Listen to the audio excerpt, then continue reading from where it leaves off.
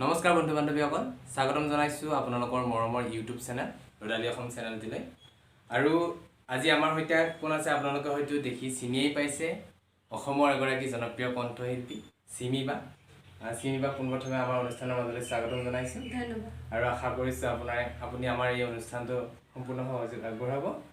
আৰু পোনপ্ৰথমে আপোনালোকৰ মাজলৈ লৈ আহিছো আজি চিমিবাৰ বায়োগ্ৰাফিৰ বা আমাৰ দৰ্শকসকলে জানিবলৈ বিচাৰিব যে আচলতে চিমিৰাণী ঘৰ ক'ত আৰু চিমিৰাণী ঘৰত কোন কোন আছে মোৰ ঘৰ মঙলদৈ খতৰা সত্ৰ বুলি কয় এটি ঐতিহ্যমণ্ডিত দৰঙৰ ঐতিহাসিক খতৰা সত্ৰৰ মন্দিৰৰ ওচৰতে হয় মোৰ ঘৰত মোৰ মা আছে দেউতা আছে দাদা এজন আছে আৰু ভাইটি এজন আছে আৰু যিহেতু আপোনালোকে গম পাইছে চিমিবাৰ ঘৰত দাদা চিমিবা মা দেউতা আৰু আপোনাৰ পিতৃ মাতৃৰ নাম মোৰ দেউতাৰ নাম শ্ৰীযুত খগেশ্বৰ ডেকা আৰু মাৰ নাম শ্ৰীমতী কুঞ্জ কলিতা আৰু এতিয়া আপোনাক ব্যক্তিগত কথা কিছু জানিব বিচাৰিছোঁ যিহেতু আপুনি সংগীত জগতত বিশেষভাৱে জড়িত হৈ পৰিছে আৰু আপোনাৰ কেইটামান গীত ইতিমধ্যে অতি জনপ্ৰিয়তা লাভ কৰিবলৈ সক্ষম হৈছে তো আপোনাৰ অনুভৱ কেনেকুৱা অনুভৱ বুলি ক'লে একচুৱেলি ভাল লাগে যেতিয়া ৰাইজে মোৰ গানবিলাক আঁকোৱালি লয় বা মানে চবে যেতিয়া ক'ব যে আপোনাৰ গানটো ভাল হৈছে বা চাই ভাল লাগে বা শুনি ভাল লাগে তেতিয়া নিজৰে এটা ভাল লাগে তেনেকুৱা আৰু এটা গান কৰাৰ আৰু বহুতখিনি কষ্টও থাকে বহুত থাকে কাৰণ গানটো কৰাৰ পিছৰ পৰা একদম গানটোৰ প্ৰথমতে লিখাৰ পৰা একদম ভিডিঅ' শেষ হোৱালৈকে বহুতখিনি কষ্ট হয় আমাৰো তেনেকুৱা আৰু বহুখিনি কষ্ট কৰি যেতিয়া ৰাইজে আঁকোৱালি দিয়ে তেতিয়াতো আৰু অনুভৱটো ক'ব নালাগে আমাৰ দৰ্শকসকলেও গমেই পাইছে আৰু বা কেতিয়াৰ পৰা সংগীতৰ লগত মানে জড়িত হৈ পৰিল সংগীতৰ লগততো মই একদম সৰুৰ পৰাই তাৰপিছত মই ষ্টেজ পাৰফৰ্মেঞ্চ কৰা হ'লোঁ 2012ৰ পৰা ষ্টেজ পাৰফৰ্মেঞ্চ এটা দুটা কৰোঁ কিন্তু মানে কি এনেকুৱা নহয় যে মই মানে গান নাগাওঁ গান একদম সৰুৰ পৰা শিকিছোঁ মোৰ মা দেউতাই মোক গান প্ৰথমতে শিকাইছিল তাৰপিছত মই গুৰু ল'লোঁ গুৰু লৈ পেলাই গান শিকিলোঁ গান শিকি তাৰপিছত 2012ৰ পৰা মই গানৰ প্ৰগ্ৰাম কৰিব আৰম্ভ কৰিলোঁ কৰি এতিয়া কৰিয়ে আছোঁ আৰু যিহেতু আপোনাৰ এটি অতি জনপ্ৰিয় গীত মঙলদৈৰ ৰূপহী চিমিৰাণী আৰু আমাৰ দৰ্শকসকলেও গমেই পাই চাগে মানে সেই গীতটোৰ বিষয়ে ৰাইজে জানিব বিচাৰে বিশেষকৈ আমাৰ দৰঙৰ মানুহখিনিয়ে জানিব বিচাৰে যদিও গানটো কিছুমান শুনিছে জনপ্ৰিয়তা লাভ কৰিছে কিন্তু এই ছোৱালীজনী বা কণ্ঠশিল্পীগৰাকী ঘৰ যে আমাৰ ইয়াতে সেইটো কথা বহুতে হয়তো গম নাপায় হয় আৰু সেই গীতটি যিটো মঙলদৈৰ ৰূপহী চিমিৰাণী সেই গীতটি মানে এনেকুৱা এটা জনপ্ৰিয়তা লাভ কৰাৰ আঁৰৰ কথা কি আছে কিবা কাহিনী আছে নেকি আৰু কাহিনী বৰ বিশেষ নাই কিন্তু গানটো যেতিয়া লিখিছিল বা হেৰি কৰিছিল ৰেপখিনি যেতিয়া দিছিল মানে